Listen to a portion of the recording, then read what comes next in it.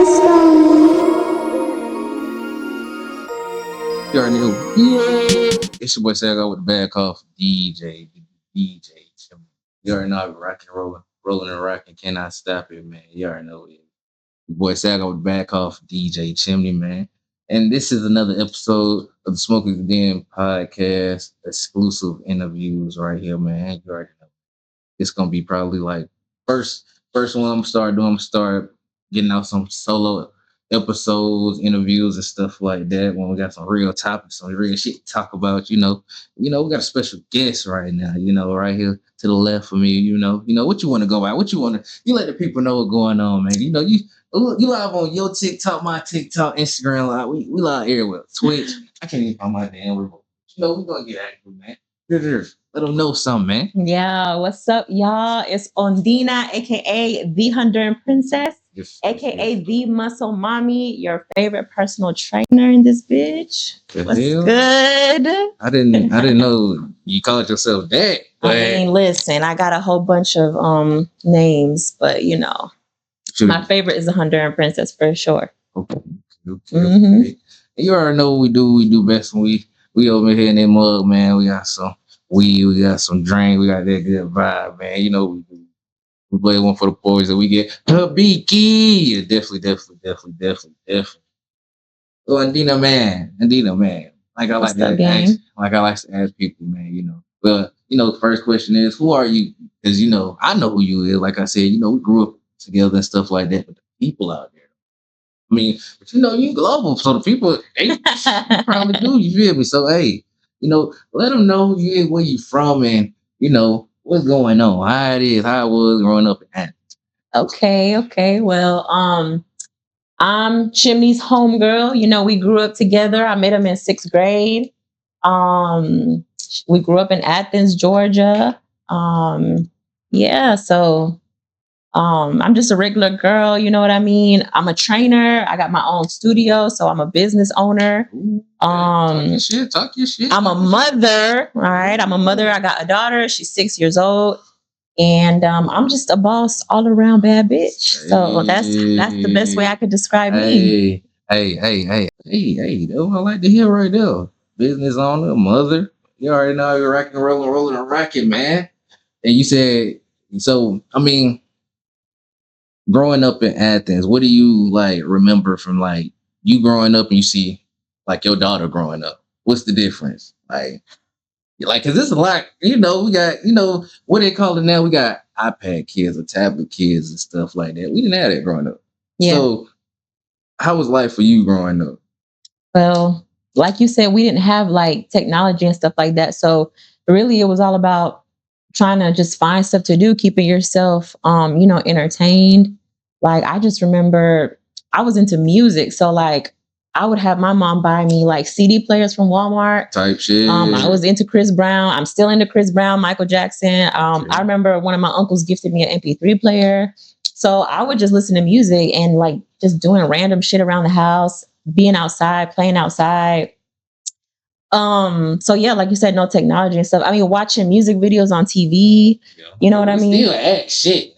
Yeah. We went in the 1990s, we had but it wasn't we didn't it was out there. You feel me? But how it is now, we can watch I was watching an old show. You know how back in the day, we got TV guys on the TV, we can see what's coming on. Yeah. Folks used to had to go to the store and get a newspaper.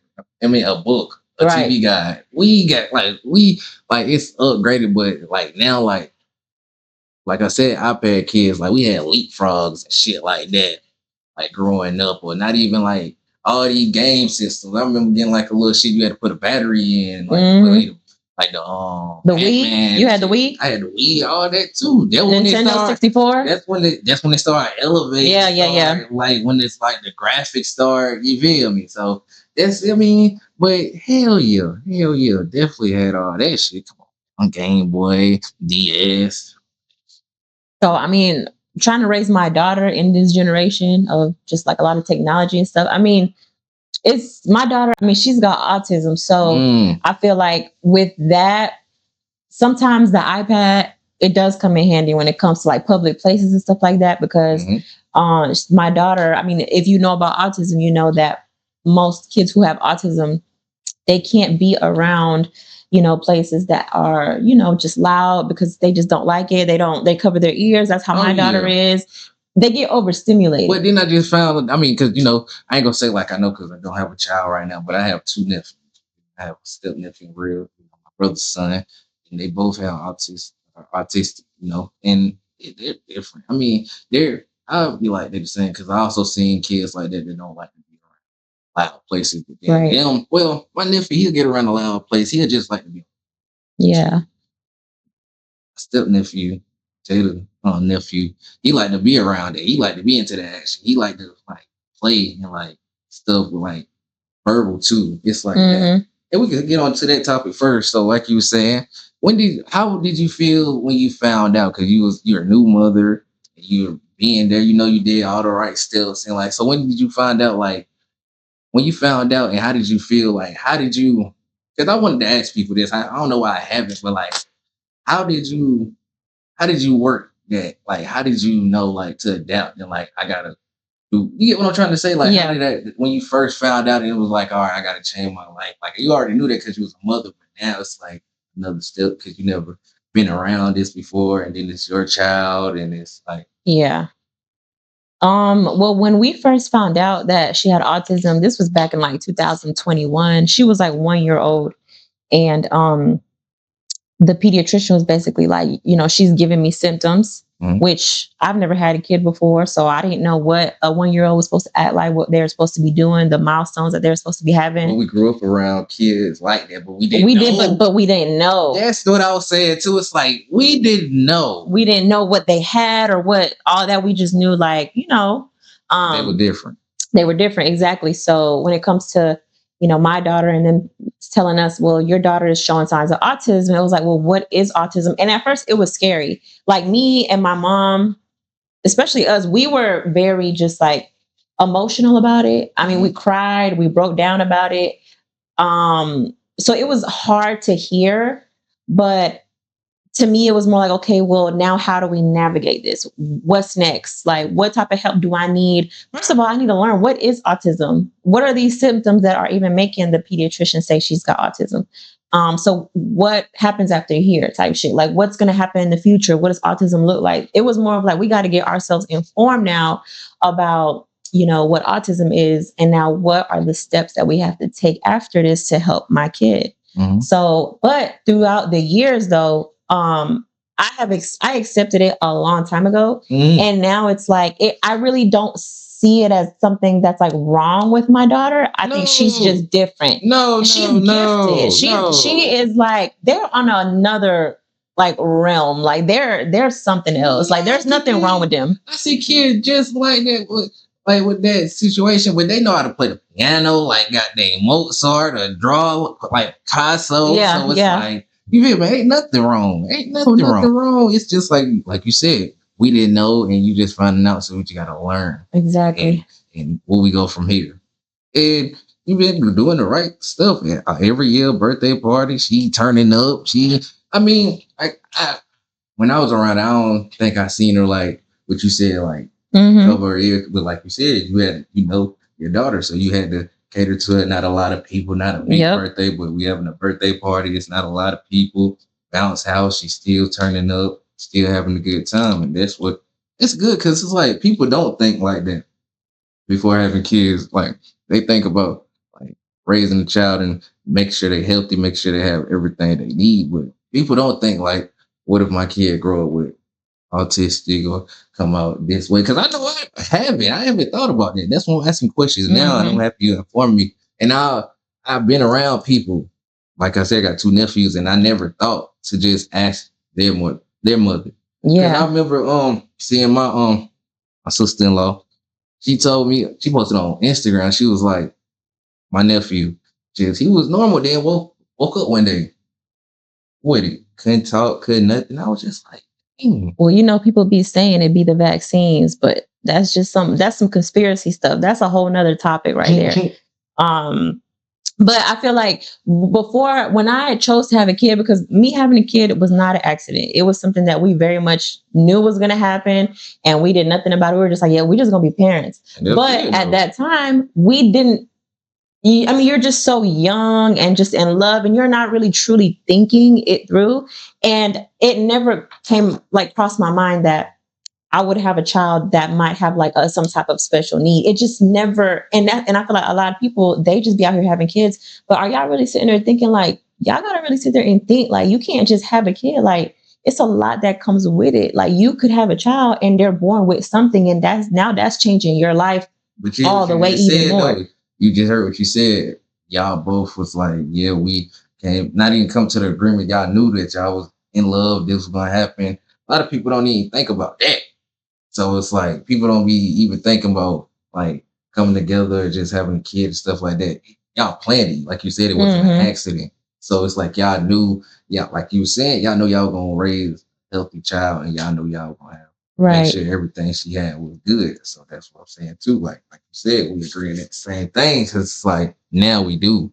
And back then, even when we were growing up, we wasn't thinking like that. Like we were saying, we see kids, they're different, but we still treat them like they're regular. Right. Especially if we know them niggas, they grew up with us and stuff like that. We still treat them like the same, still pulling jokes and stuff like that. Cause not parents, we still their friends and this kid we're growing up with, but we not even thinking, and we not thinking ahead like that. So when people do want to have kids, and like you said, you plan, a lot of people don't plan. Yeah.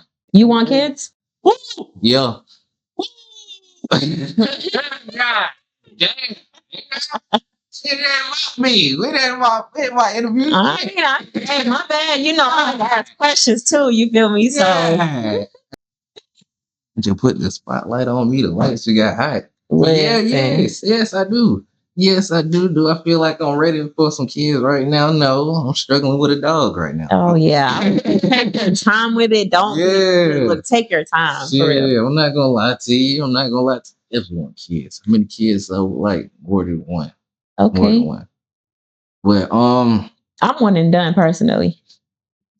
And if I could go back in time and redo what I did, redo things, I probably would have never had a child. The reason why I say this, now don't get me wrong. No, you're not. No. I love my child and I don't see my life without her anymore. But I think that she's too precious for this world. And I feel like I have a fear of what's going to happen in the future. Like, what's going to happen to me? Am I going to be there for her to protect her all the time? There's going to be a point where she's going to grow up. She's going to go out in the real world by herself. All of that is scary to me. And I just feel like she's too precious for this world. And I wouldn't bring any more kids into this world for that reason. And then I definitely feel you on that, because this world is scary. Just not even just to that situation right there. Even just not even because she's like autistic or nothing. This world is so scary and stuff like that. We got serial killers. We got people that hit and run. We got a lot of people that just screw you over for no reason, take advantage of you. Right. God dang. It's just, I mean, we see it growing up. They make movies about it. It's like, that's what you gotta do. That's what we have to do as parents. That's why I always salute my mom, because we gotta prepare our kids for the real world. We can't just walk them through it and stuff like that. I mean, I feel like I'm gonna try to be a stern parent, but I'm always be there for my kids. And I know you gonna always be there for your kids, but it's like, damn, I don't think about that. But I always know this world is a fucked up place. You feel me? But I, like you said, I feel you on the one and done. You definitely want to be there for your child for sure. Just this world is so crazy, but it's like I don't even know how to say it, because I mean, dang, that's why I'm in a 50-50 chance too, because it's like, not even just the world. I know I'm a good person, but it's like, damn, am I gonna be good enough to make my child like life? Right. Because we in the crazy ass world, goddamn. Even if I buy them everything in the world, I can't protect them, goddamn. I can't be there because they gonna get 18. They gonna lead the nest. You feel me? I'm always be there if they call me some money though, for sure. They in a situation, but it's like, dang, money can't solve everything. Yeah. But it's like that will rule the world right now. I mean, that what it is ruling the world. Love. I mean, trust ain't ruling it. The goddamn money. That's where everything is coming to. That's all we need. But safety, I ain't gonna say it's not guaranteed, but it's not Like I can have all the guns in this goddamn in this house. Two people run in here and I don't get to it quick enough. I'm done. You feel me? That's just the truth of it. So it's like, I mean, I definitely feel where you're coming from.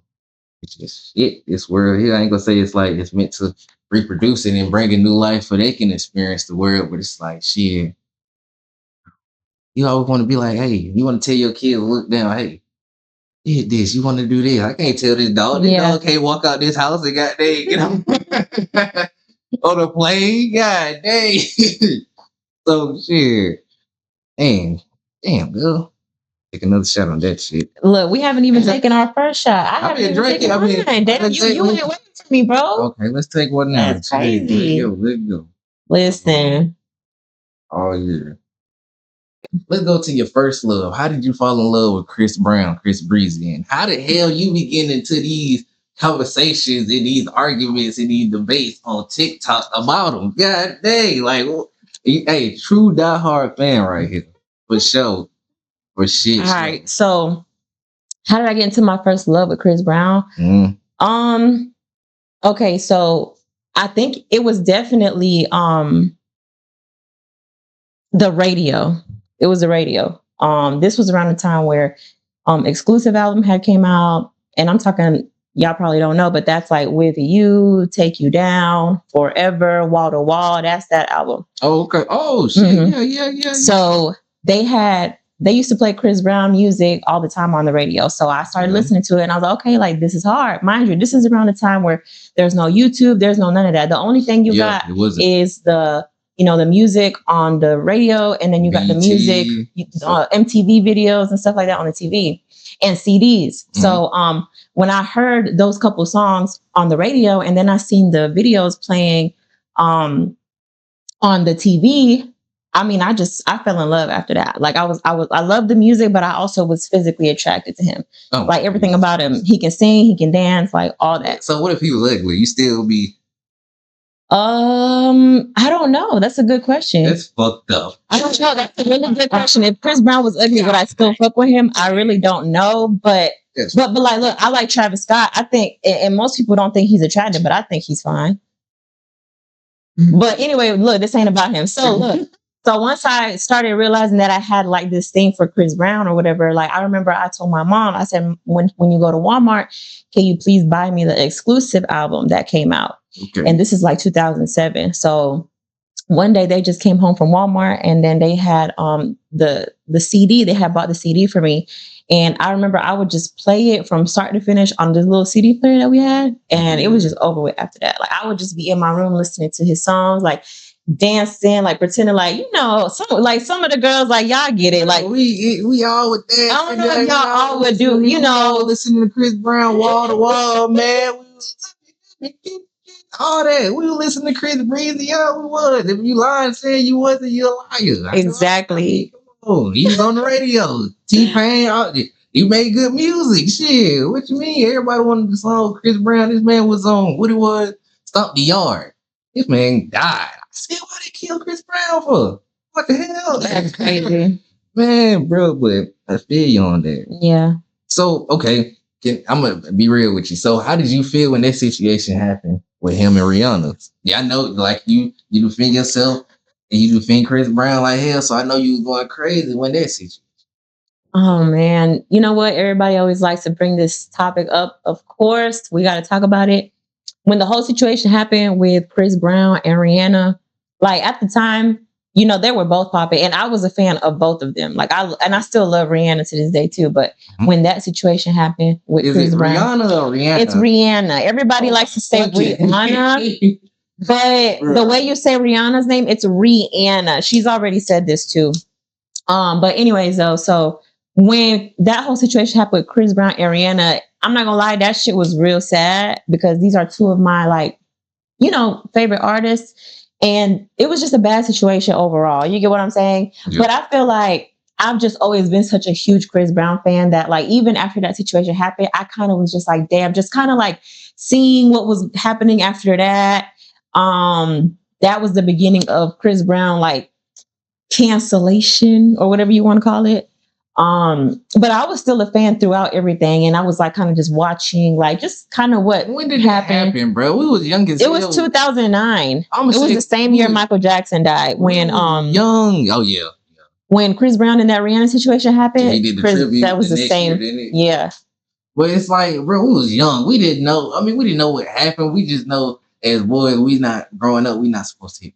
So it's like, then the image and stuff, it just wasn't. I'm not gonna lie, y'all. It's a bad situation, and people they still like to bring it up. But I'm gonna tell y'all something. 20 years, about to be 20 years ago. I'm gonna tell y'all something. I agree. It's not right for men to hit women. I agree. But when you sit there and you like, kind of investigate everything that happened, you got to remember that I feel like, and this is gonna be, women should not hit men and expect nothing to happen. I mean, yes, we know it's wrong for men to hit women, but also women should not be hitting men just because you think, oh, he's a man, he shouldn't hit me back. You get what I'm saying? I'm guilty of that. You feel me? Hitting men, I'm guilty of that, but I'm here to tell y'all it's wrong. Like, you shouldn't do it. So I feel like Rihanna was putting her hands on him. I mean, if you've ever seen the documentary where Chris Brown talks about it, I haven't even really. He'll tell you the story of what happened. She's grabbing his nuts. He's driving, and he's like, she's damn near trying to kill him, and he's driving. So I get it. He shouldn't have did what he did, but at the same time, she was definitely antagonizing him too. And I feel like the public has always villainized Chris Brown, but why has nobody ever been like, well, Rihanna shouldn't have been doing what she was doing either. You shouldn't have been hitting him, and she never took.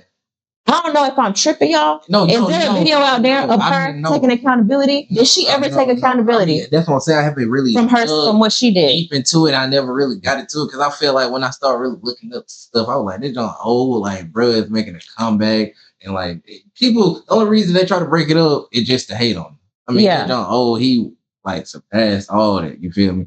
But I'm saying the only reason because it's just it's a man, it's Chris Brown. And then he was at his peak too. You feel me? Yeah. Then like you said, it happened at the same year Michael Jackson died. It was going on that year, so it's damn, for real. Yeah, man, it was a lot. So it's it's we just lost the greatest time we got the greatest of all time, and then we got somebody that people are almost comparing to the greatest of all time with a goddamn allegation, what just happened. So it was like not a lose situation for real. I mean. Not saying it like that, but it was that's fucked up. But I'm saying I haven't really got into it because, like I'm saying, when I got to looking, I was just like, bro, that's old. And when people do bring it up, it's I bring up that shit dumb old. They forgave each other. It's a lot of people that are not ever gonna forgive that. They're not gonna move on from that. That man is selling out arenas, not shows, arenas. So he's selling out stadiums. Okay. Who cares? Who really cares? It's but a lot of people do, but I feel like the hate is so fake. And a lot of the hate, when you look at it in real life, like you said, he's selling out stadiums. So it's y'all the hate is so fake. And it's so it's just a bunch of internet shit. To me, it just be trolls. I'm saying when you be on TikTok and do people really be commenting for real, hate. Oh, okay. So I know you mentioned something about my TikTok. Okay. Yeah. So on TikTok, I would always post gym content, but I felt like it wasn't really getting views and stuff like that. So I was kind of just okay, let me see what and I went to a Chris Brown concert and I just started posting videos of his, just posting just because.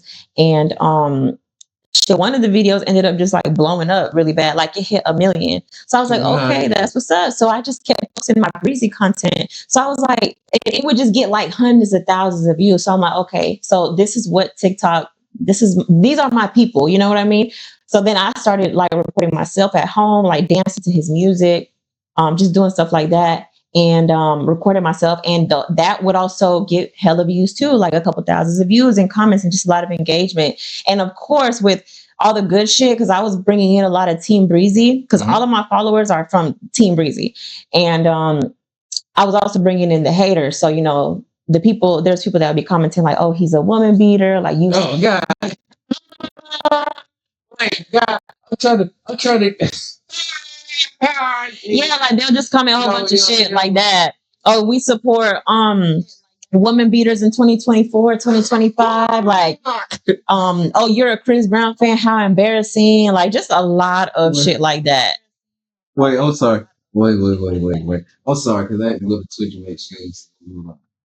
Oh my Jesus. Man. Dang, why did you say that? They just call it. That's really what they like. Oh, they say that. Okay. It did. So when you seen that, what made you start just saying? Did you make a video saying like explaining, or not even explaining, just defending like so like? Oh, like when they comment like the hate stuff about him. Hell yeah. Yeah, I definitely made that was just another chance for me to make another video and just be like, hey, like all the people who are, you know, hating on me because I'm a Chris Brown fan. I don't give a fuck. I'm still riding for Breezy. That like you don't like him because of whatever he did. That's on you. I don't care about that. Like shit. I just feel like even Rihanna moved on from it because there's so many clips of them together, even after the situation, making music, you know, hanging out at basketball games. Like there's this video of her at an award show where she's giving him a hug and a kiss and touching his head. Like they moved on from it. Just like how all these couples be fighting and doing all type of shit. The next day they laid up with each other in the bed. You get what I'm saying? Like it's no different from what all the other couples out here are doing. They're just rich. They're celebrities. You feel me? But what the fuck do y'all be doing though? Shit, I know how crazy and toxic we used to get. You feel me? So it's like we can't really talk or judge somebody else's situation because we're just on the outside looking in.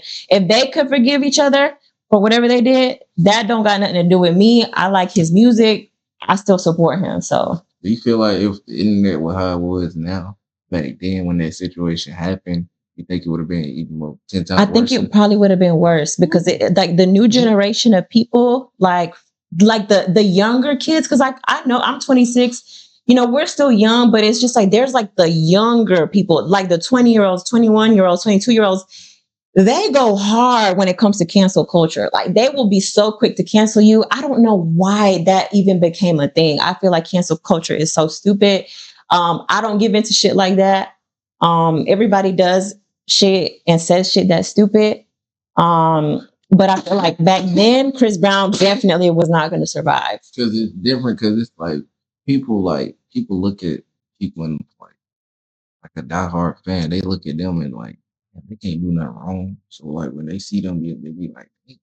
But like if a diehard fan met somebody and they try to get a box, that artist wouldn't like really in a rush. Couldn't even give like the autograph or something. That diehard fan probably got dang. Well, back then probably got dang jump off a cliff or something. Well, but now they gonna make a video. Yeah, they gonna make a video. And the thing is, like, and your shit gonna go down. I've gone to many Chris Brown concerts, and I've been like this with him because that's how close I try to get. I don't care. I try to get close, right? Yeah. But I've always been afraid to like say something or speak because you know how they say don't. Well, first of all, yes, I am starstruck, but also they say like you shouldn't meet your favorite artist because like if he were to do some shit like how you said like oh diss me or something, then that would probably hurt my feelings. But they say Chris Brown is a really nice guy when you meet him, and that he shows love to all his fans, tries to sign every autograph like whenever he can. I don't ever see a video of him being like, "Nah, I'm not signing your shit," or "Nah, I don't want to talk to you right now." I've seen other people do that shit, like Justin Bieber. I love Justin Bieber, but you know, I be seeing a lot of videos of him and be like, "No, I'm not trying to hug you today," or "I'm not trying to do all that," which is respectable. Yeah. I respect that. Yeah. But I've never seen a clip of Chris Brown doing that. So, you know. How did you get into weightlifting? How did I get into weightlifting? Yes. I love this question. I really do. Okay, so the truth is that I was in a time where I felt insecure because I was going through relationship problems. And I was like, you know what? I'm about to shit on this dude and I'm about to shit on this bitch because I'm about to get finer than a motherfucker, right? Because you know what? When you're in a relationship, right, or dealing with a person and they start dealing with somebody else, like it makes you insecure. It makes you think like, you good, bro? I'm sorry. Okay. I'm listening, but it definitely hit me. Yeah. So look, okay, when you're in a relationship and the person that you're dealing with starts dealing with somebody else, it makes you insecure. It makes you think, well, as a woman, it makes you think, damn, like, why her? Like, what's wrong with me? Like, what do you like about her more than me type shit? Wait. First thing that we gonna look at is the physical. We gonna think like, oh damn, like, do she got a better body than me? Do she got a prettier face than me? Like, whatever. But not even just that. Like in a relationship now, it's just like shit. Like with the insecurity shit, I feel insecure sometimes too. That's why I wanted to when we locked in. I wanted to get like I feel like I was being sloppy. I mean, and then when you're in a relationship and you feel like, oh, this person, it don't matter how I look, this person gonna love me. I don't know about all that. I don't know about that. Yeah, unconditional love is a thing, but if my partner start letting themselves go, I'm. But I'd rather you tell me that then though. I'm like somebody tell you. You need to say, babe. Tell my partner they're letting themselves go. You need to look at yourself and be like, I'm like you. But that's what I'm saying though. That's what I'm saying. It's security come in. That's why I was saying I got to get right to a feel. Feel like that. Look, your partner is not gonna be like, hey babe, you're getting fat. You get what I'm saying? Your partner's not gonna be like, no, you're looking a little like a pipsqueak. Your partner, let's be for real. If I'm gonna ask my man, hey man, babe, do I look fat in my outfit? You think he gonna say, yeah, babe, you do look kind of fat in your outfit? No, he's gonna say, babe, you look good. I mean, no, I'm gonna say that don't look good. I'll put on something else like they don't match or something like that. Yeah, but you're not gonna say the truth. The truth is, if I'm hanging over your damn pants a little too hot, like you're not gonna say that. But I mean, no, I'm exactly. The pants are small. Oh, ain't nobody saying that. Ain't nobody reason you just say what you said because the pants are small. I mean, yeah, you're right. That's all. The pants small. That's it. Hey. But I feel you. Keep going. I ain't mean to get y'all. But yeah. So back to the relationship thing. So I was just insecure, and I was kind of like, you know what? Let me just work on myself. Let me work on my physique. And that's what I did. So when I walked into the gym, I ran into a homie of mine who happened to start. He had just started working as a personal trainer at Crunch. So I was like, oh shit, you train here? And he was like, yeah, I do. And I was like, well, shit, lock me in. And so shit, I ended up signing a contract for 3 months to train with him. And that's how it started. It was over with after that. So how can you build the consistency, bro? For people like me, because I mean, I was out there with consistency with them. It'd be like work and stuff like that, just like the mindset. So how did you get the mindset when before you locked in with him? Was you going by yourself like before then and stuff like that? How did you get the mindset to be like, hey? I didn't have the mindset before I locked in with him. I would go and work out every now and then, and I would go and think I knew what I was doing. Yeah. You know what I'm saying? But I was it wasn't no consistency before I got with my trainer.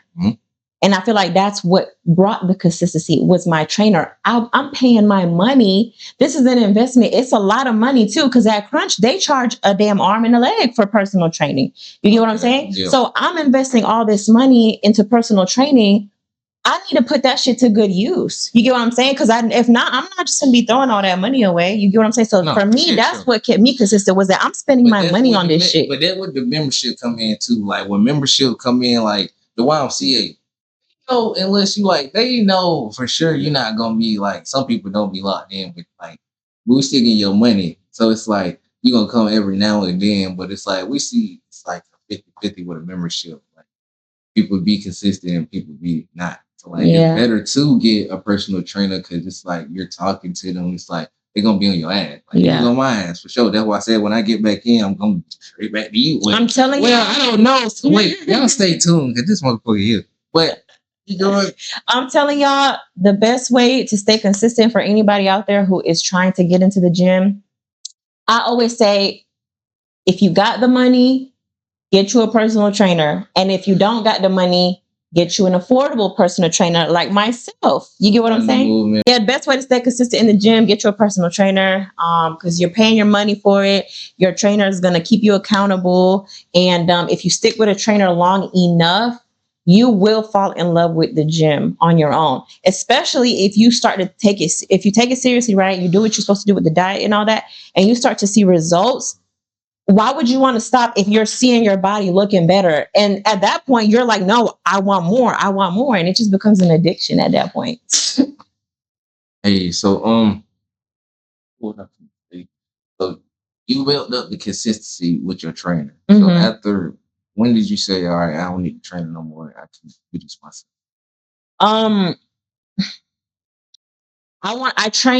I had 2 personal trainers and I trained for a little over a year.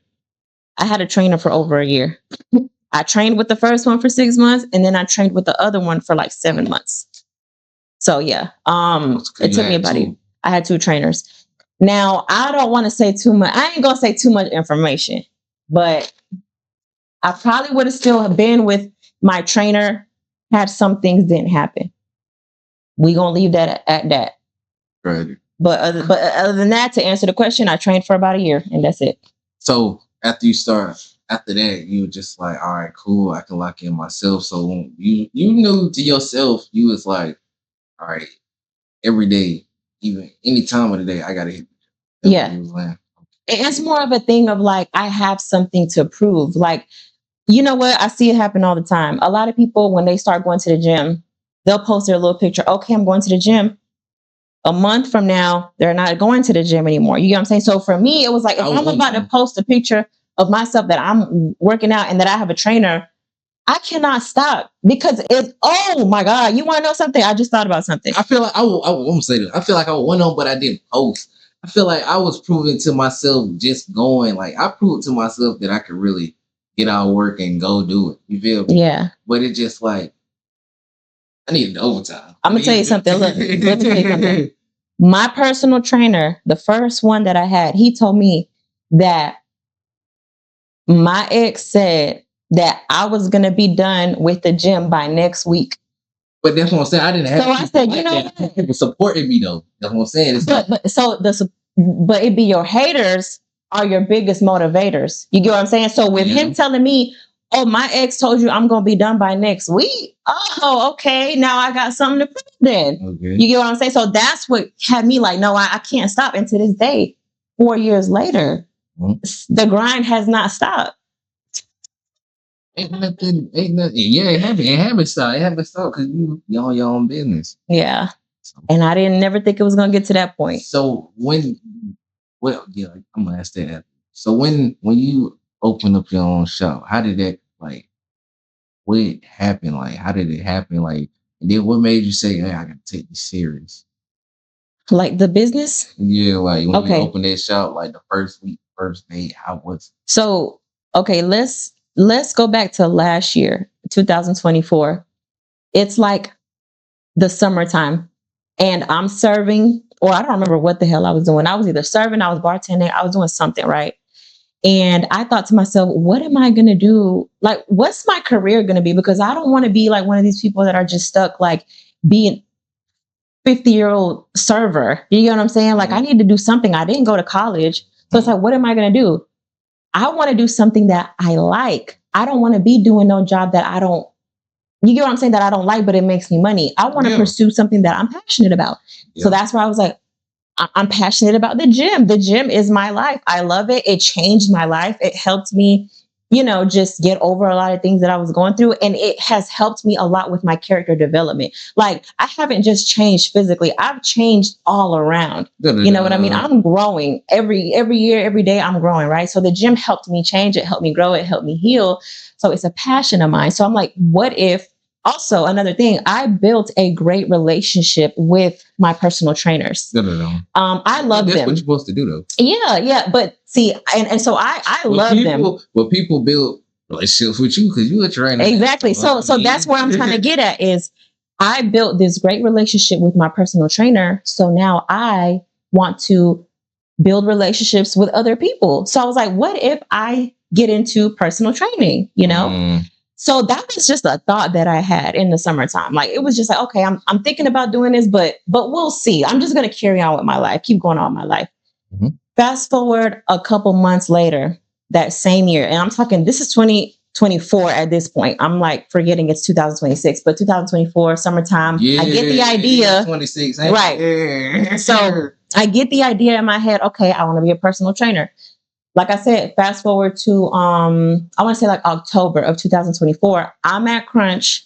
Mm-hmm. I've been at Crunch for over a year at that point, and over like 2 years or 3. And I'm training one of my homegirls who I was working with, because she was like telling me like, oh, I'm trying to get like you got nice legs. I'm trying to grow my legs. Oh, okay, yeah. My bad. I was trying to read what they were saying on the live. Somebody said, Read what the supporters say, bro. We on live with it, bro. They watch. Yes. Look. The microphone is plugged in on our platform. Bro. You gotta go. You gotta go to. Yeah. You gotta tune into Twitch, the YouTube. Good too though. That's good. I told you, bro. No, listen. It's because they're saying that my mic is not plugged in. My mic is plugged in, Bookie. No, this is just my phone. They don't know because They don't know. Okay. See, you hate him. Okay. So back to what I was saying. Okay, I'm training my homegirl at Crunch. Mm-hmm. Some girl that worked at the front office at Crunch comes up to me and she's like, hey, like I seen you training somebody, we're looking for trainers. You look the part. So like, would you consider like a job here? So I was kind of like, okay, yeah, I guess I would. People on YouTube. So I'm like, okay, yeah, I guess I would, get a job here or whatnot. I applied, boom, boom, boom, I start working there. I got like 2 clients, right? I had about a couple. But I started realizing that it was hard to get clients because of the fact that it's just so expensive. So I was kind of like, okay, so that's that. I'm working at Crunch, boom, boom, boom. My sister texts me. She's like, hey, I met this guy at my job. He says he has a gym on North Avenue and he's looking for personal trainers. I told him about you and he gave me his number to give to you. So she gives me the number. Okay. I never reached out to him. I never called him, nothing. And why not? I don't know. I was kind of just like, whatever. Whatever. You think of something and then they just be like, okay, I'll do it one day, but then that day just don't come. You just don't never do it. Yeah, I feel you because I'll be on the same. Yeah. So that's what happened, right? I didn't reach out to him. A couple weeks later, one of my best friends, Anthony, he calls me. My favorite trainer. I love you, Jayla. Okay, so then coming into that. What's up, y'all? I don't know who's over there tuning in, but what's up, y'all? Welcome to the podcast. Hey. So anyways, now my best friend, he calls me. He's like, hey, I met this guy. He's got a gym. He's looking for a trainer. He gave me his number. I told him about you. He told me to give you his number. So I'm looking at the number and I'm like, oh shit, this is the same guy that my sister was telling me about. See, so it's like, so I'm like, okay, so that's 2 people. That's 2 people coming to me saying about this trainer. Mm-hmm. So I'm like, you know what? Let me hit him up. I call him. I remember like it was just yesterday. I call him and I'm picking up my daughter from school while I'm on the phone with him. And he's basically telling me like, yeah, like, come to the studio. Like, I want to meet you so we can talk. So I'm like, all right, that's what's up. I meet him and I'm looking at the studio and I'm like, okay, this shit is fine. Like it's small, but it has everything you need to get shit done. Right. It's enough to like start training. Yeah. It's enough to do something. Right. So he basically told me, he's like, look, I know you're a trainer. He's like, I'm looking for a personal trainer that's going to be here in the morning while I'm at work. And I was like, that's perfect because that aligns perfectly with my schedule because my daughter goes to school. So I'm going to be training while my daughter's at school. Bet. So I was like, that's perfect. And the best thing about it was he told me, he was like, you can train here and I'm not going to charge you anything. He was like, build your business up. We need supporters like that. Get your clientele. And once you feel like you have clients and you're making money, then if you want to, we can go half and half on the rent. But as of now, do your thing. So I'm like, okay, bet. So at that point, mind you, now this is like January 2025. Stuff. Yeah, that's last year. Okay, cool. Now last year, because now we were talking about a 2-year story. Now we're going to the last year. Okay. So I'm telling you, still together though. All of this shit happened so quick. Because you said it was started like in October. Okay, August of 2024, I had the idea to become a trainer. October 2024, I started training at Crunch. December, I hear about the gym trainer at the studio who owns the studio at this point. I didn't own it yet, but this guy owns the studio. Okay. So this is all within a couple months. I started training in October. In January, I meet the guy at the studio, and he's basically like, "Come do your thing." So I'm like, "All right, bet." It wasn't going good at Crunch because again, I only had like 2 clients, and again, it was just hard to get clientele. I don't know, but just something about it, I wasn't happy there. I just wasn't fucking with it. I mean, so when you got your spot, was you happy when you first looked at the area? Would you like you can do something at the studio? Yeah, what you at right now? Yeah.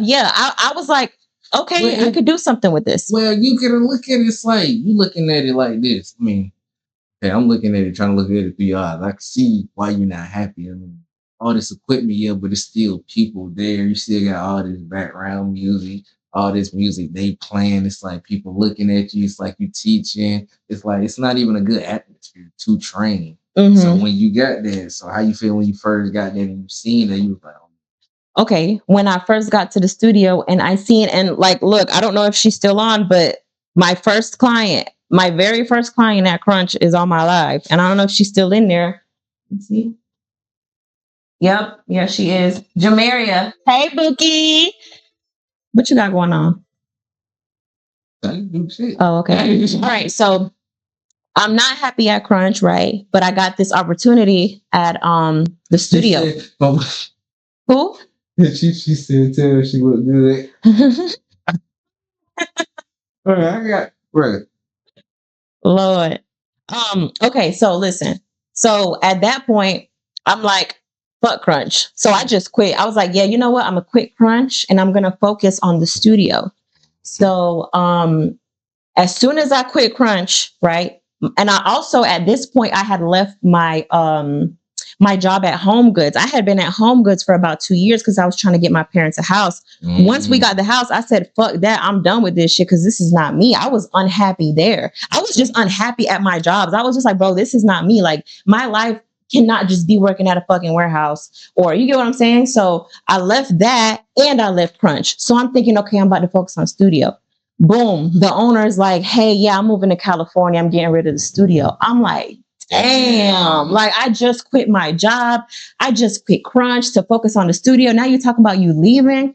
So that was the thing. I was in a funk at that point. And then he had put the studio up on the Facebook market, for sale. And, so I'm thinking, damn, what's going to happen now type shit. So he's asking me, he's like, well, what do you want to do? And I'm like, what do you mean? What do I want to do? This is your shit. I don't have no say so in none of this. You gonna do what you want to do. And he was like, well, would you buy it? And I was like, I wasn't even thinking about that. You know what I mean? So I'm okay, whatever. I was like, okay, like how much are we talking? He was like, well, throw me a number. So I'm like, okay. So I kind of started searching up what the gym equipment costs and all that, kind of trying to get like an estimate. I throw him a number and he was basically like, yeah, that's straight. So I'm like, oh, okay, that's really not that bad. I'm talking like $6,000, right? For all of that shit. So boom, we make the deal. And but see, what I was gonna do was I was gonna take all the equipment and put it in my garage at the house because we had just got the house. So I was like, you know what? I'm gonna take all the equipment and put it in the house. So he was like, why would you do that? He's like, why don't you just pay the rent? The rent is this, and that. It's not that much. So he's like, if you really hustle and you really get to it, get you some clients, you'll have your rent paid off, and boom. He was like, just try it. And I was like, you know what? I had to think about it. Like, it wasn't something that I was just like, okay, let me sign off. It was more of just like, damn, I need to go back and talk to some support. So that's what I did. I went home and I talked to my mom and dad about the situation, and they were in full support. They were like, if you need anything, we got you. Like, you need to borrow some money, like whatever, we'll give it to you so that you can, pay him, and then you could just pay us back later, like whatever. So I was like, okay, well, you know what? I guess I'm just going to take the risk because this could either flop and I could waste my money, or it could do really good. So when you got your first studio, and because there's more on the way, right? You're going to have more studio. So when you got that, and how was it like with the first clients and stuff? Like, how was it? I was the first client. I ain't even going to lie. You were definitely one of the first, for sure. I was trying to definitely pushing. I was like, hey, I got a studio. I definitely got to go in there now for shit show and get at them, man. I got to get at them. Right. I was like, when I see you say that shit, I was like, because I kept saying, I got to get in the gym and shit like that for sure. But when you posted that shit, I was like, bingo. I ain't got to be around people I don't know. give me a session, learn some shit. And that's the best thing about, you know, everybody locking in with me at the gym is that, you know, it's private. We have a good time in there. You know, you don't got to be awkward or shy around me. I don't make shit awkward. We play music. I mean, it's a vibe, and you get a good workout in there. You get what I'm saying? Sure. I don't be bullshitting. But I was nervous, of course. Like starting the studio, I was nervous because I'm like, damn, I'm low key in debt and I gotta pay people off. So it was like I have to hustle, like I have to promote myself, I have to like post everywhere, like, okay, I got this studio, like whoever needs training, like come on, hit my line, all that. And honestly, slowly but surely, the clients were just coming in. They were just coming in. And I mean, from the start, I don't think I ever had to pay out of pocket for my rent because my clients were just coming in and they were just paying it for me.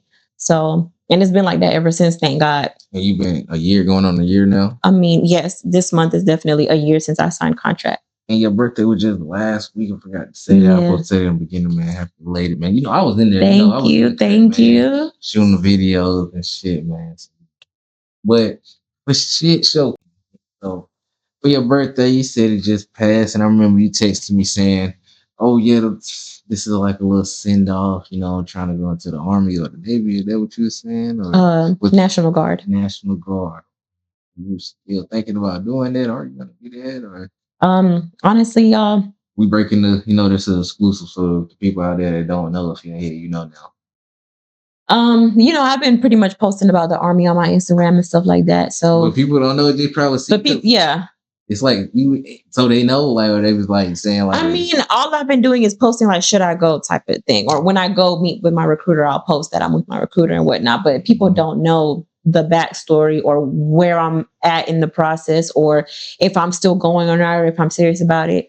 Honestly, it's a battle. It's an internal battle that I have been having like every single day, because going to the Army is not something that I could just be like, oh, I don't got. Some people, they go because they don't have shit going on in their life. And the Army is probably going to be something that fixes them. But I feel like I have shit going on in my life right now. I have, first and foremost, I'm a mother. You know what I mean? So it's like I have a daughter to look after. And also, after that, I'm a business owner. Mm-hmm. I feel like I'm living a dream, having my own studio where I can train women, and it happened in such a short time span. You get what I'm saying? Like, there's personal trainers who've been training for years and still at a public gym that don't have their own shit. And I had my own shit in like that. You get what I'm saying? So I feel like I have so much shit that I'm leaving behind. So what does make you do this? My family, you know, like with all the stuff that's going on right now in America, like the political stuff with Trump in office and all that, and ICE out in the streets terrorizing the people. I have undocumented family members in my family. So obviously, and they're not criminals, they're not bad people, they're good working people. They just don't have a fucking piece of paper. You know what I'm saying? They just don't have a fucking piece of paper. So it's like, I have fear that something could happen to them that they don't deserve. You know what I mean? Like, I mean, of course, we have pride in where we come from, but unfortunately, where we come from, there's not the same opportunities that are here in America. You get what I'm saying? And there's things that they're running away from over there. Where from? That's what I wanted you to say in the beginning. Okay, where your people from? Where? Because people think I'm from Georgia. Well, I mean, I am from Georgia, but my folks from New York. Where are your people? Okay, from? Well. We're reside in Athens, Georgia, and I was born here. But my mom is. Where your roots, nigga? My roots, nigga. Goddamn. And that is the reason why I call myself the Honduran princess, because my mom is Honduran. I thought she was black when I first met her. Who? You? Oh. Yeah, I thought she was black when I first met you. Honestly, most people think that I'm mixed with something. I've gotten black, I've gotten Samoan, I've gotten Indian. Hawaiian. I don't know if Samoan and Hawaiian are the same thing. Yeah. Are they? Same, yeah. What the hell?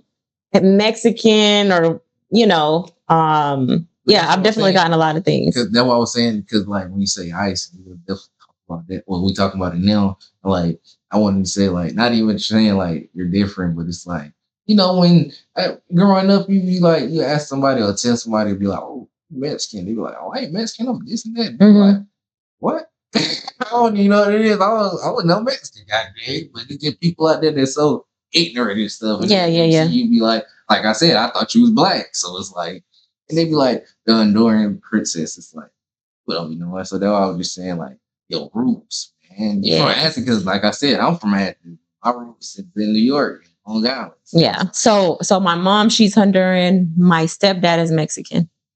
My biological father is Honduran. I just don't know him. Right. But yeah, so that's the reason. They're the reason why I'm thinking about joining the military, because I want to help them out. The thing about it, the reason why I say it's been an internal battle that I've been having is because of the fact that there's no guarantee that I'll be able to get what I want out of the Army. It's more of like a 50-50 that I'll go and get what I need out of it, or I'll go and it won't work out the way I want it to. So for me, it's like, do I want to take this risk of leaving behind my daughter, leaving behind my business to join the Army? I'll be gone for a couple of months. Is that going to be worth it? If I get what I want out of the Army, which is helping my family, it will be 100% worth it. I just have this fear that I'm going to go and it's not going to go the way I want to, or I might die.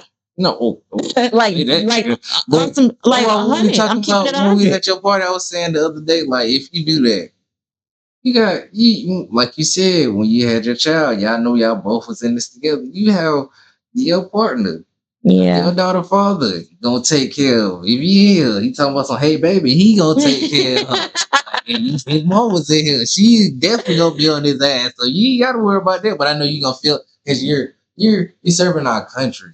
But it's like, it's really fuck our country because you doing my mother like that. But I'm not doing it. I'm not doing it for you. Like I'm not saying it's not even for y'all. And I'm doing it for y'all. I'm doing it I'm doing it just to help me out. But like I'm saying, like, it's still taking away time from when you can be in your daughter's life. So it's like, it's still fuck this country, but it's like, I'm fighting for this country, but it's still like fuck the country because I'm not doing it for you. I'm doing it for my people. And it's like, the only reason I'm doing this is for my people, and I know my daughter's gonna be straight. She's born here. I know she's good. It's like, I'm doing it for my people. Like, you missing out, but you know she's gonna be good. When you call back home, you call her, see her, she gonna be good. It ain't about is she gonna be straight. It's about you missing time. Birthday. That's all it is. Christmas, it's more of just like that time I'm gone in the military. And I want to bring up something that somebody said on my live.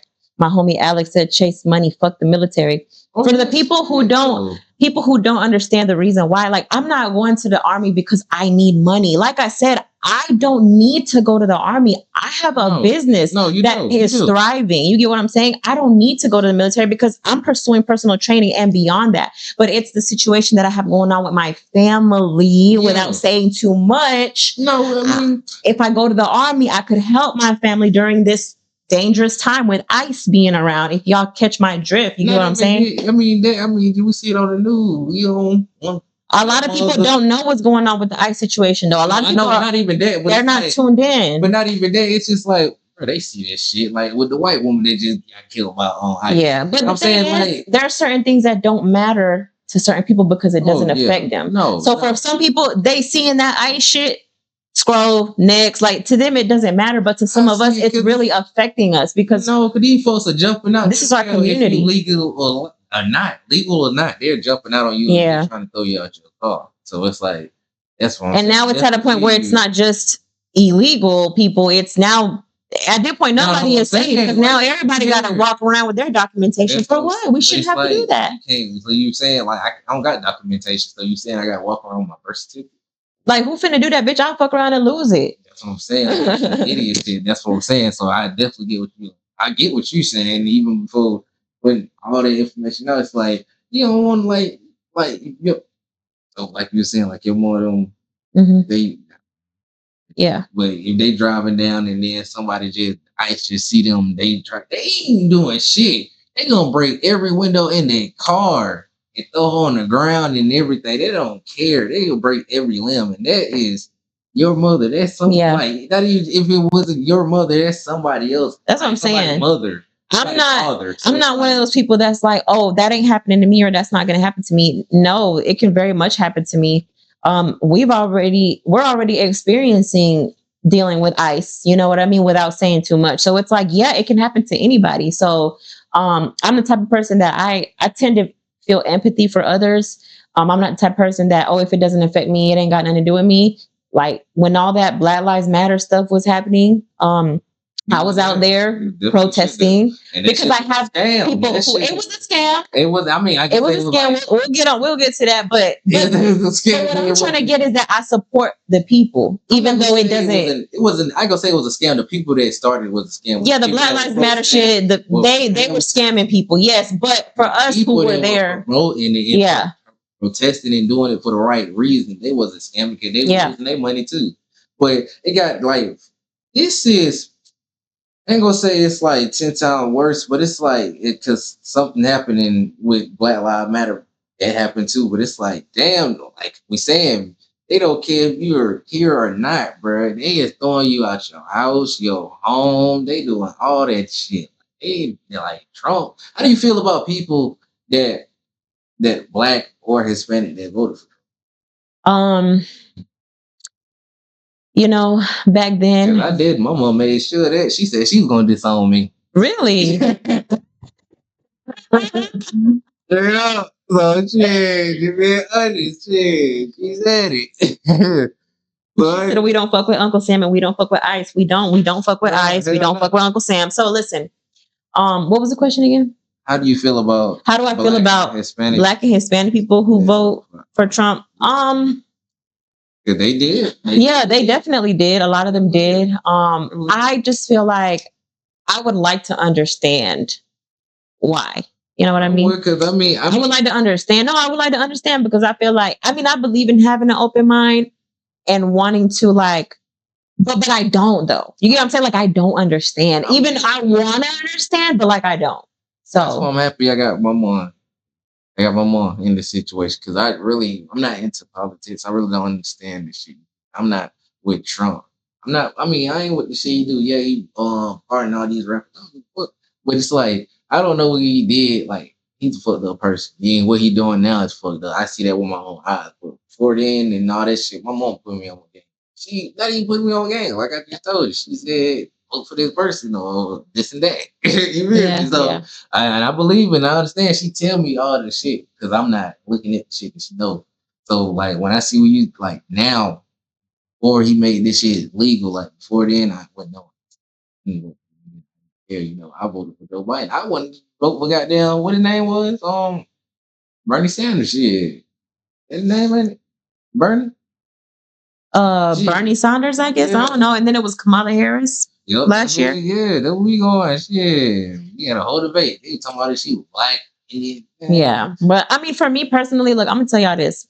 I don't claim Democrat. I don't claim Republican. I don't claim none of that shit because I'm the type of person that feels like you can't really trust the government. Anyway, you get what I'm saying? And I feel like it's a conspiracy. It's a whole bunch of stuff behind it. I don't feel like, either party really cares about really has like the citizens' interests at heart. If I'm saying that correctly, I don't know. But George Bush doesn't care about black So I don't claim Democrat, I don't claim Republican, but what I do claim is that I support immigrants. Mm-hmm. You feel me? Now, yes, there's the bad people, but there's bad people that are all type of races, documented or not. You get what I'm saying? Male or female, like again, it doesn't have nothing to do. I hate this label that they've put on like all immigrants. You get what I'm saying? Because like I have people in my family that I love that are not criminals at all. You get what I'm saying? Great people, work hard.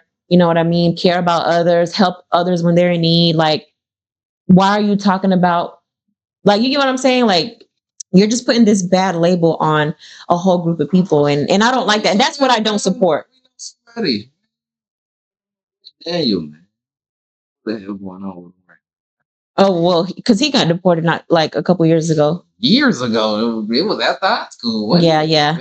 I don't know nothing about that, but we don't know the situation, but it's like, I know him. We all that's what I'm saying. So it's like, damn, he got kids out here in Athens. So it's like, I don't know if they happen in America. It's crazy. You gonna never be able to see them again. Yeah. What's that? For me personally though, like I can respect anybody who respects me, but in my circle, I don't know if I can be cool or with somebody who like supports Trump 100%, because it's like if you support Trump, what is Trump number one thing? Yeah, It's yeah, going after immigrants. yeah. So how can you call yourself a friend of mine or a best friend of me when you know me, you know where I come from, you know my family, you grew up with my family, we've treated you like family, and you're going to openly support a person who is so against my people? Yeah. And my people are living in fear. You know what I'm saying? We're not comfortable anymore. And it's like, but, and you voted for that. You support that. Yeah. So how can I can't have you in my circle. Can I work with you? That's like saying Talk to you on the street? Okay. like Yeah, we'll be respectful, but no. Like the KKK saying, "Oh yeah, mess with this black person, but I don't like all black people." It don't make no sense. It's like I get what you're saying. It's like because you mess with me, but you don't mess with my kind. It's like It's like that's what I'm saying. It's like I want to understand, but like I don't understand. Like because how would it? I mean, because you know me, what's different from my race? It's like even if I wasn't, I don't know, because it's like how what made you mess with me then? You see me, what was your first impressions of me? What made you mess with me? I had yeah. to do something for you. You don't mess with my kind. You judge off like I mean, people people do learn from their history and stuff. I'm not racism. Yeah. If you did vote for Trump, believed in the lies and stuff like that, then I didn't know. I ain't gonna say I believed in anything. I ain't pay attention. Wait for my mom put me up on game. Told me, hey, he gonna do all this shit. I mean, when he did the who did the abortions? He did, right? The I think abortion. so. It's administration. It's just like that's stupid. It's like you can't tell a woman what to do. This man trying to control the world for himself. He's not thinking about the world for the world. He's thinking about the world and how he wants to see. You don't see him seeing it through his eyes. It's like, fuck you. Yeah. You don't need a president like that. You need a president that's thinking for the world. You need a president like Barack Obama. He killed the fucking goddamn terrorists. What the fuck? We don't need nobody that's out here doing stuff to good Hispanic people that's out here making a living. That escape. And it's not just Hispanic people who are being affected by this. Like there's black, white, Asian. You know what I'm saying? Like there's more people. It's not just Hispanic people. So hey, so it's like it's crazy because it is like that, and it's really sad because I mean, back in the day, where people were coming over here for the American dream, Mm-hmm. they know dream you want no more. Is it really the American dream? Shit, no, we going through all this shit. You know? That's what I'm saying. So back in the day, back in the day when it before all this, before we knew what was going on in the White House and all that shit, and it wasn't what 1990 when they were really bringing up this shit. Oh, the American dream. This shit ain't no American dream no more. This is a I ain't gonna say it's a night. I ain't gonna say it's a nightmare. I mean, it's just nightmare. It's a nightmare. Because I live in fear all the time with these police. Yeah, they'll shoot me. Shit, or throw me out my car. I smoke weed. Shit, smell anything. Be out your car. So, and then my last name, people already think my last name is African. So, crazy work. Crazy work out here, right? I ain't got no regular last name, so it's all here. But I mean, so you want that understanding with them, like, oh no, I would like to understand just because I want to have like an open mind, but I'm telling you, I just don't understand. But I would like to understand, but I just don't. So what do you have to say for people out there that what do you have to say for people out there that are well, like you said, living in fear or just gotta watch over their back or not even just like there's like you said, people that don't have papers or not even driving with their papers do have to like caution, put a head on their swivel. But you know what, bro? I don't be thinking like that in Athens, bro. But the shit do be happening like Don't be reading the newspaper and shit. Don't be in the newspaper. So it's like, I ain't gonna say what can you tell people, but like, what,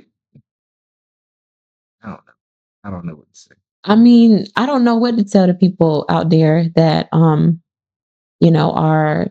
scared. It's more of just like what we're all doing is just praying, keeping the faith. That's it. Just trust in God, whatever plan He has. I mean, what else can I say? Like when you were growing up, you wasn't worried about this. You wasn't thinking about stuff. Not really. Growing up, I wasn't really scared. Like everybody likes to bring up the fact that. But did your mom put you up on game growing up? My mom on what, like politics or no, just like this situation? No, anything like this. I think everything that I think is myself. It's stuff that my mom is not. No, not like how you decide, but like if anything happened, like like for the real world, like if somebody like came and took us, or like we got stopped, or like anything, of the police tried to goddamn racial profiled you or anything like that, like prepared you for like stuff like that. Not really. I think my mom, because my mom growing up, I mean, all she ever thought of is because it wasn't coming to stuff like that. Honestly, no, it wasn't really. No, we weren't really thinking. She wasn't talking to me about things like that. I mean, all she ever did was work and work and work and work, and still does that. But I think that, like I said, a lot of people always like to say, "Oh, well, Barack Obama deported all these people, and Barack Obama did this and that." But I don't remember people living in fear when Barack Obama was president. Like you just said, the people wasn't living in fear. The people were not living in fear like how they're living in fear now. That's the difference. Why are the people living in fear? Because of the way that they're going about things and the way that they're attacking people and doing all this. It's just like, no, I can't. I can't get with it. I don't know, bro. Then people talking about 2026 going to be like 2016. And I hope it is going to be like 2016. I really do. Hollywood, let's place it high. Good. Hi, good? Friends. How are you? Thank you for joining. On YouTube chat. And shout out to the people that are on my Instagram, man. I've had this. Man. Yeah, the mics ain't connected. The mic, look, they're not connected. They're not connected on my Instagram because I just decided to prop up my phone and go live. Everything, if y'all want better audio and whatnot, y'all got to go follow the Twitch. We're live on YouTube as well. I don't know if you were able to get back on Instagram now. No, I ain't even try to. I was just going, after that, it did good. We hit an hour at the verse. I'm just edited it. Okay, bet. I just have to type in. But, damn, bro. So you're right. Because it's like, I mean, like you said, my mom tried to prepare me for the real world, especially going to middle school, high school, getting stopped. Stuff like that, especially after Trayvon Martin shit show. Especially getting your license and stuff. But, like you said, it wasn't living in fear. It wasn't coming to this. So it's like, going on. It's like the new world. It's like, this shit ain't going to be like, it is. It's going to be enhanced to some more dangerous shit. Well, let's hope that everything is going to be good this year. We're not going to no war, none of that. Oh, no, hell no. Let's just hope that doesn't get to that point. He just need to get impeached again and go to jail. Let's hope for that outcome this year. Impeachment. Is there anything else you want to tell the people out there before we wrap this up, man? First and foremost, I would just like to thank everybody who tuned in today, on the Instagram, on the Twitch, on Chimney's Instagram, the YouTube. Y'all gotta subscribe to my boy Chimney. A lot of good stuff on the way, interviews, and I'm gonna definitely come back, run this shit back. Chimney's gonna get his ass back in the gym. Yes. And we got that content coming on the way. Yes. But other than that, y'all need to go follow me. If y'all are not following me already, the Honduran Princess on Instagram and TikTok. Okay. Yes, follow me on TikTok for all your breezy content and MJ content. And follow me on Instagram for all the fire ass pictures and just things about my daily life. So yes. You already know how rock and roll rock this boy Sago. DJ Chimney. Y'all already know, man. Y'all tap into the next episode, man. We're gonna have